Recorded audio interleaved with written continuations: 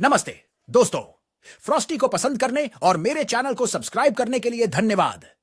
मुझे खुशी है कि मैं आप सबके लिए कहानी का समय रोमांचक और मजेदार बना सकता हूं।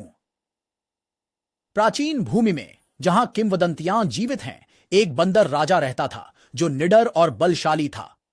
उसकी आंखों में जगमगाती शरारत थी, जिसने अद्वितीय शक्ति से साम्राज्य पर शासन किया।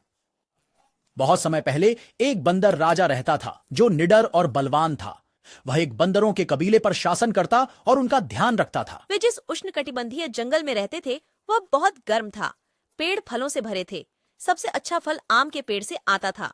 आम इतने स्वादिष्ट थे कि जिसने भी एक बार छका वह हमेशा इसके फल का सेवन करना चाहता था। बंदर राजा चिंतित था कि अगर लोग फल खाना शुरू कर देंगे तो वे और पाने के लिए कुछ भी कर सकते हैं। उसने बंदरों को आदेश दिया कि वे सारे आम तोड़ ले ताकि कोई और उन्हें न ले सके। हालांकि सबसे बड़ा और रसदार आम छिपा ही रहा। उस रात तेज हवा ने सबसे बड़े आम को गिरा दिया और यह नदी में जा गिरा। यह उस बहाव में बहता हुआ एक अन्य भूमि में जा पहुंचा जहां मनुष्य रहते थे।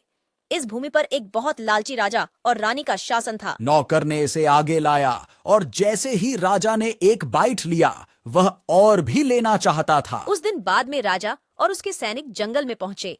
बंदर आम के पेड़ पर सो रहे थे। हालांकि एक छोटा बंदर पहरे पर था। उसने सुना कि सैनिक आ रहे हैं और जानवरों को जगने की चेतावनी दी।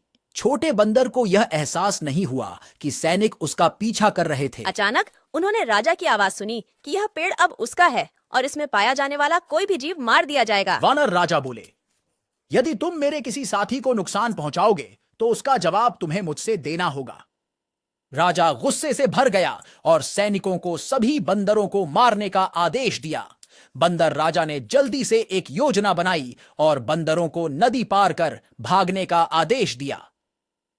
कोई पुल नहीं था, इसलिए राजा ने बहादुरी से अन्य बंदरों को अपने पीठ पर से जितनी जल्दी हो सके दौड़ने दिया। बंदर राजा ने अपने पैरों को एक मजबूत पेड़ से बांधा, फिर अपने हाथों को दूसरी तरफ फैला दिया ताकि एक पुल बना सके। आखिरी बंदर जो पार कर रहा था वह सबसे छोटा बंदर था जो आंसुओं में बैठा था।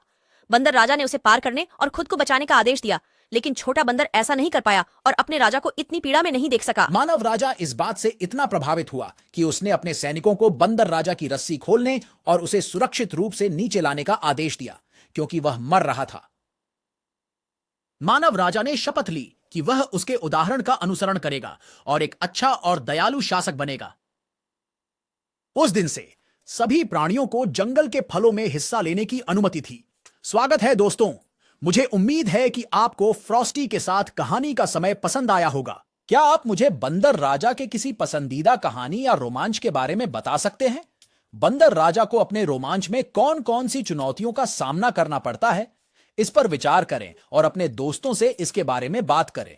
याद रखें कि लाइक करें, सब्सक्राइब करें और शेयर करें। फ्रॉस्टी आपको अगले रोमांच में मिलेंगे। तब तक फिर मिलेंगे।